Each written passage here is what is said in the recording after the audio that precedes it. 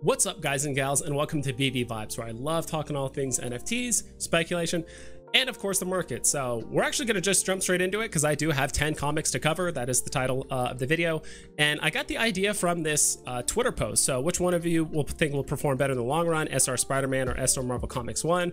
I said Marvel Comics 1 and then Walt and then SR Spider-Man, which is probably its own video.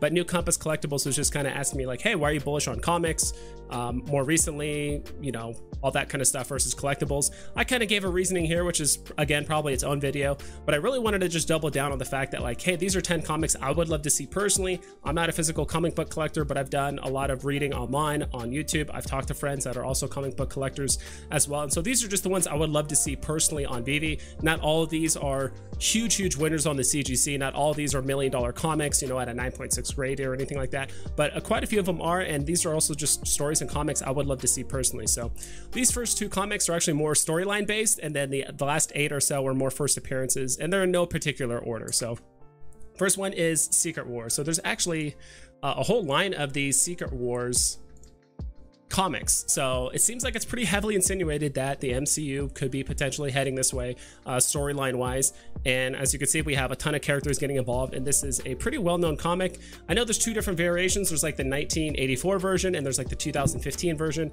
I would assume the 80s version would probably perform a lot better. It seems like the CGC rating on these aren't very high, but again, I think it's just an amazing storyline, and I would love to be able to read this entire storyline from beginning to end on Veve.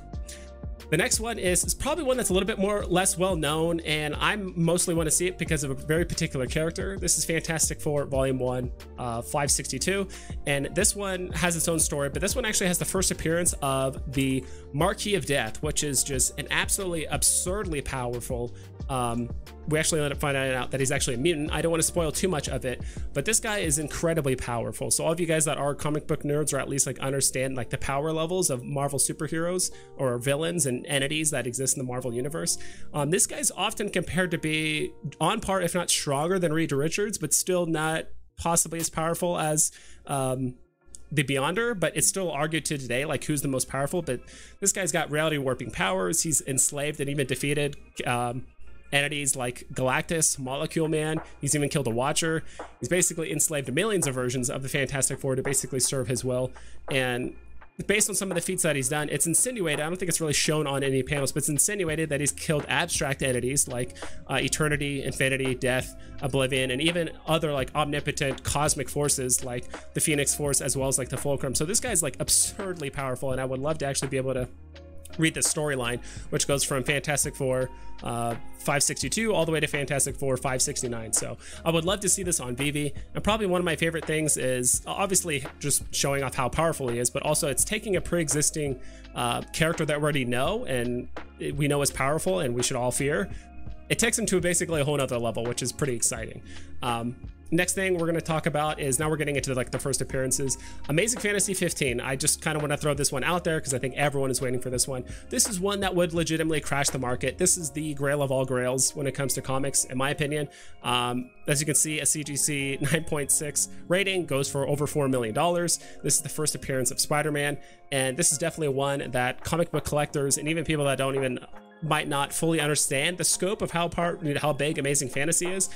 This is one that everyone's going to be clamoring to get, and will be an absolute feeding frenzy in the market if we were to get it on Veve. Next one is first appearance of Punisher. This is a character I've always loved personally. I loved watching those initial movies that came out. I forgot the actor's name, but I've always loved it. And I've actually watched some YouTube videos talking about the Punisher and all that stuff, and I love him as a character.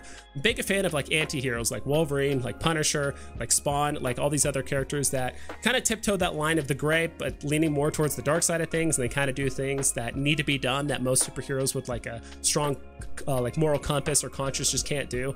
The CGC ratings on here are actually pretty decent for the most part, but I would love whoever the comic book artist is, and I probably should have looked it up before, whoever did Ghost Rider, I would love for them to do the Punisher, because it's just that like gritty dark realism and anti-hero kind of aesthetic. I feel like they would fit very well with the Punisher, so I would love to see them do like the rare and ultra rare comic variants of the Punisher comic when we get that on Veve. Next one is the first appearance of Venom, and Venom is definitely probably top 2. It's like probably either him or maybe like Green Goblin is like the most iconic villains against Spider-Man. I'd probably put him at number 1 and then Green Goblin, but everyone has their own opinion. So it's basically Amazing Spider-Man number 300. CGC ratings, again, aren't that crazy priced. Again, these are all just comics I would love to see personally on Veve. Not all of them are going to be crazy home runs, but I do think that would actually perform very, very well on the app. So I think first appearance of Venom would do very, very well. I've always loved watching Spider-Man.